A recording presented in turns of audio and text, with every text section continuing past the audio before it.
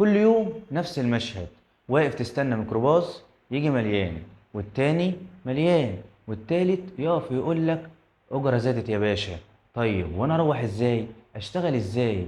الزحمة بقت تخنق، الناس متعلقة في الأبواب، واللي واقف نص بره ونص جوه، وكل واحد وشه بيحكي حكاية، حكاية تعب، حكاية هم، حكاية قرف. تركب تلاقي نفسك محشور مش قادر تتنفس، واحد بيزعق في السواق، وواحدة شايلة شنط مش لاقية تحطها فين، وطفل عمال يعيط وانت قاعد ساكت بس جواك نار.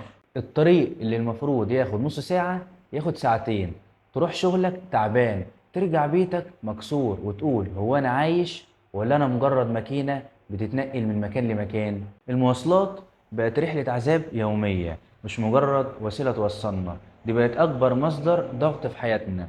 بس وسط كل ده تلاقي نفسك تبتسم لما طفل صغير يضحك لك، أو لما حد غريب يقوم يقعدك مكانه، أو لما تسمع كلمة ربنا يسهل طريقك. يمكن الحياة صعبة والزحمة خانقة والأسعار مولعة، بس اللحظة الصغيرة دي هي اللي بتفكرنا إننا لسه بني آدمين، مش مجرد ركاب في عربية مليانة. سلام.